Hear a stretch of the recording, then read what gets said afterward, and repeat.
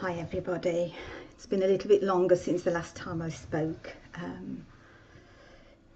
Life itself has had its ups and downs, as it has for all of us, and I think a lot of us were expecting things to be a little bit better from the December 2012, but in keeping with the changes coming about, we've actually found, especially if you're on the spiritual path, life to be a little bit more testing, as it were. For myself, I've had a stalker, I've had somebody threaten my life, I've had different spiritual fraternities decide that I'm the Wicked Witch of the North, etc., etc. And so it goes on, and of course I'm still here. Some of the reasons why mediums and spiritual teachers and workers, the true mediums, the true workers, are having it a bit more difficult is because of the EU legislation that came into being in 2008 and yet seems to be more implemented at this moment in time, in as much as anyone that gives readings or sittings, it comes in with the Entertainment Act or under consumerism or whatever.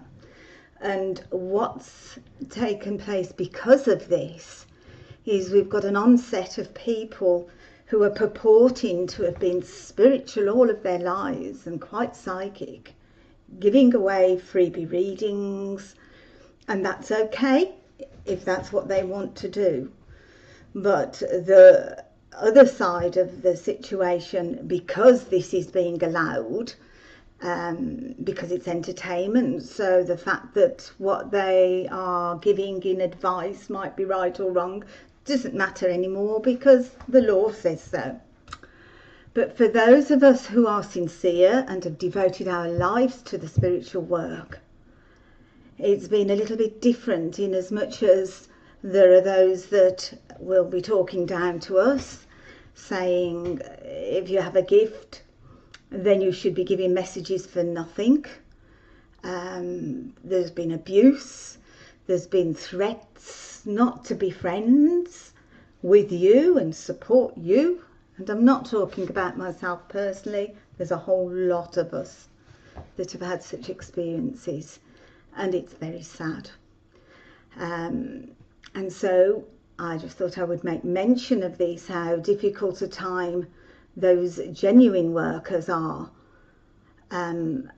what the public and different people are doing to them at this moment. It's not easy, and of course what people don't tend to realise is that we have our overseers in the spirit world, or mentors, or working with the God consciousness, the Christ consciousness, and if we are truly working with our loved ones in this respect, then they virtually become our bosses. And so there are certain things that we're allowed to perhaps share on a voluntary level, in as much as sharing the gifts or teaching people their own spiritual gifts are there, etc., but not for it in completeness, as there are so many setting themselves up to do now. And that's okay for them. It's just that, you know, as I've said, we do need to realise that there are bigger powers than the EU legislation. And it's like it's a minefield out there. And of course, what people don't realise, who are touting for free messages, etc., is that the karma aspect, because you will find that if you are receiving messages and they're not technically from those loved ones in the truest sense, then there is some sort of a kickback on a karmic level. And of course there are those that are setting themselves up as giving messages that are quite happy and content to be at home, you know, doing this. And what happens then if there isn't an exchange? Then the person giving out the messages for the wrong reasons then has a nice little piece of your life force your spiritual energy, what keeps you going and keeps you well for the day.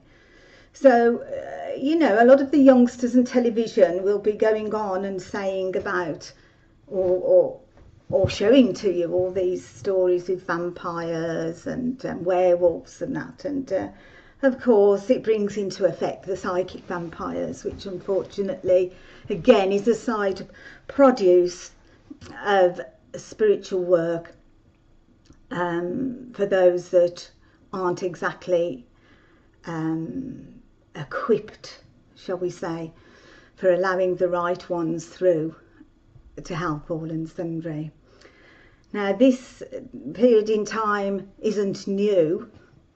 What happened back before when Queen Victoria was on the throne and just before, it was very, very popular then, and there was a phase where people were getting in touch with their angels, and the angels were coming to communicate, and the cherubs, and the elemental, and that's wonderful.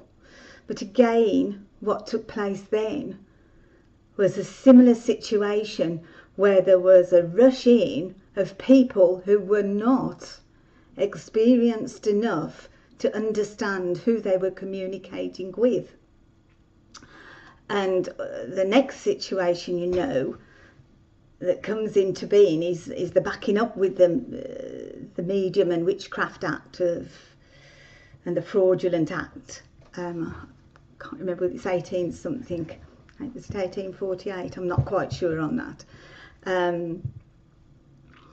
But all of that came in, so everything then had to go undercover. So then we had the little parlour meetings on a Sunday afternoon with all the curtains shut, or down in the cellar, or even coming into the 20th century in the halls over the top of the co-op shops. So what's happening now is a recycling, and then everything had to sort of go underground again before it had its rebirth again, which we've been experiencing in the last 20-25 years or so. And to sort of experience it and to go along in order to evolve it better, which is what we're here for, to help evolve and help those who are on the spiritual path. But with this other lot of people coming in now, that's making it, you know, sort of the balance isn't quite right spiritually. So with the passage of time, things will be forced to go underground again, and then it'll be lost for a while or not spoken of before it's sought after again. Now, I've said that as if that's what will happen. That's what the likelihood is to happen, but it does not really need to or have to. But what I will say to you guys is that if you do find somebody who you need some help and guidance from, or a sit-in from, then do remember that where money or an exchange is concerned, money is a measure of emotion. So in the first instance, you have to be prepared to the level of what you wanting or hoping to get that help with, or if you're wanting to hear from a loved one, that needs to be prepared within you to pay the going cost. Of course, we're not talking about people who, you know, who haven't been recommended and, you know, sort of the passage of time hasn't shown them to be genuine. So you do use your own intuition a little bit on this respect. But what invariably happens then is that as long as you are prepared to pay for what is the requirement of the medium, then if that medium who is working with their loved ones, if it's passed on to them from their mentors, their helpers, that this person should not pay or should not pay the going rate, or would be just as happy with a bunch of flowers, then those who are mentoring to your medium will, at the end of the sitting that's been taken on in goodwill, then sort it out accordingly. There's a lot of us do a lot of work for nothing, like at charities, in churches, going 7 days round the clock without having a day off. And don't forget, there are those too that tend to think those in the spiritual work are like the Samaritans, and you can be rung up at 2, 3, 4 and 5 o'clock in the morning. So this time that I'm speaking, I'm really speaking on behalf of the mediums and the spiritual workers and those who are genuinely on the path of enlightenment and are genuinely wanting to help their fellow man. And it's best to look towards recommendations on this level, so that those that are coming in like circus clowns, in touch with something, but they've not tested the spirit, lest it be of God. And the other day I was politely told not to mention the G word. Now, we're all supposed to have free will, and you know, whether you call the Creator God, the Source,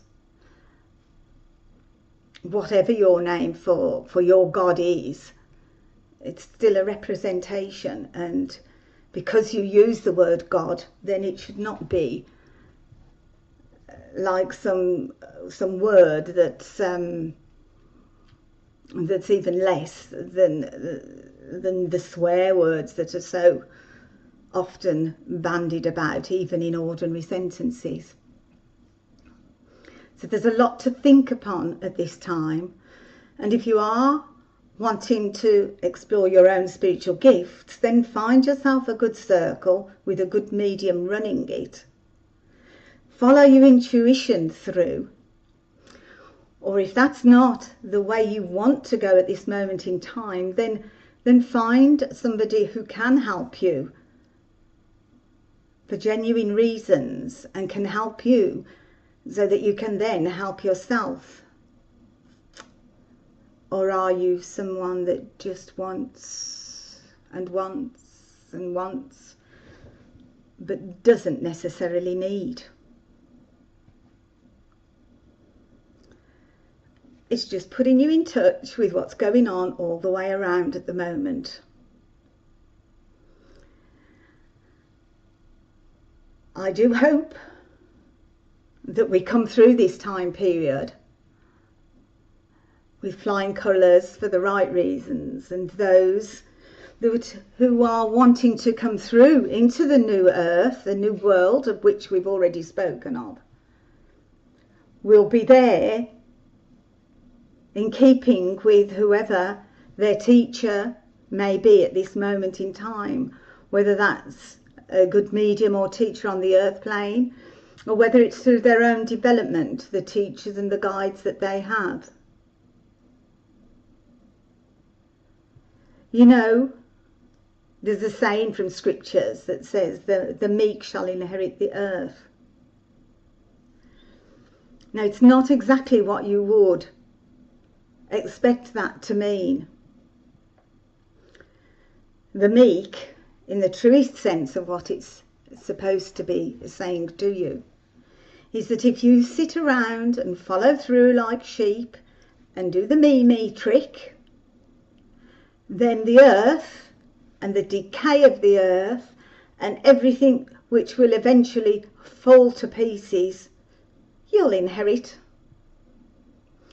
But for those that are toughing it out, and life is a struggle at the moment, there is no getting away from that,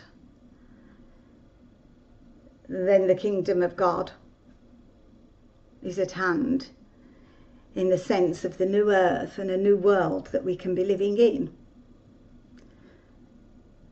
Now, I know what I'm saying will probably ruffle a few people's feathers, and that's exactly what it's meant to do at this moment. Because the areas where spirituality, or the name of spirituality, is just sprouting up, they're mistaking the spiritual roses when they're actually looking at the weeds.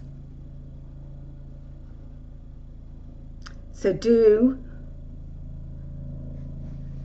try to take things on a day-to-day basis. Look at your own worth, where you're wanting to reach and what you're wanting to achieve in your lives, and know in your hearts that no one can do it for you. Any decisions that you have to make, then feel right about it. Don't take the view that if somebody says, okay, you need to leave him, or to him you need to ditch the... Because these people are going on their own experiences, and you are not in touch with that higher self, that part of you that is God.